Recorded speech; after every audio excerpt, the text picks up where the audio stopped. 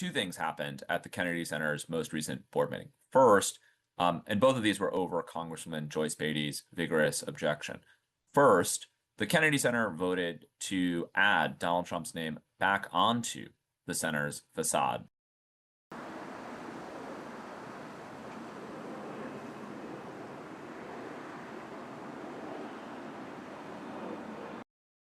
The second thing that the board did is it voted to shut down the center for 2 years.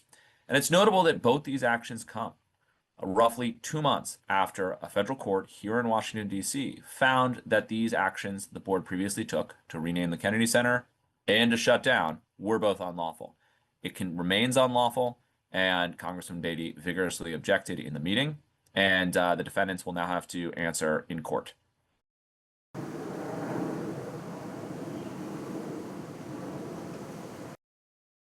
And one of the issues that Judge Cooper has ordered the government to previously explain was they ordered the government to explain what's going on with the tarp. After the Kennedy Center's facade was restored, the defendants constructed a tarp that is shielding the center's name from view. And one of the things that the government will have to explain is why that tarp remains up. It certainly seems like an effort to us to evade the court's order and to frustrate a return to the status quo.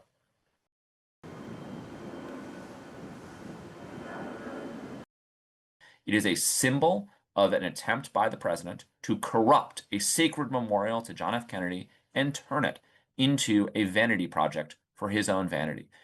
That is an institution, the Kennedy Center, that is held in trust for the American people, not for any one president.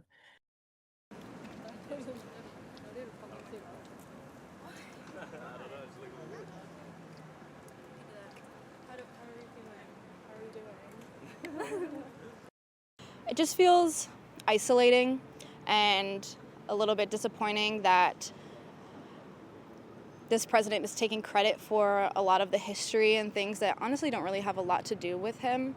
And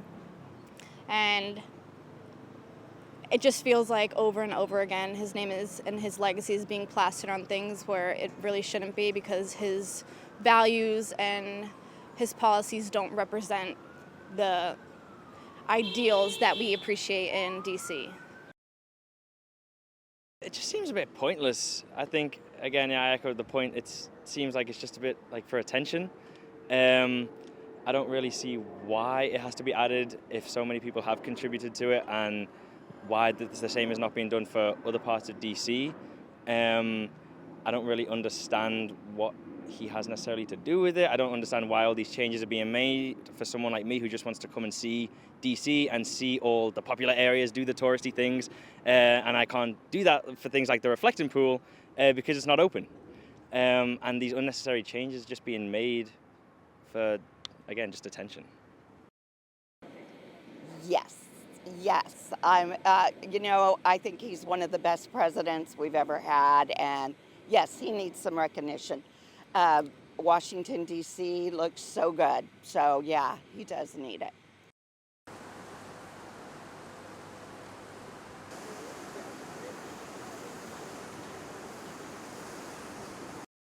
I think it is kind of funny, like from an outsider point of view, because the way I see it, he wants to associate the symbol of American institution with himself. He wants to associate himself with it, with the artifacts.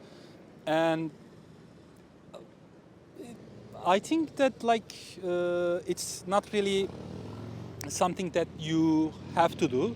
You're just forcing yourself to be part of the institution that is 250 years old, instead of doing that the hard way, the excuse me saying, but the cringy way of doing it. You can just do great things and people would do it in your stead. But instead, you're just forcing your name upon nation's institutions.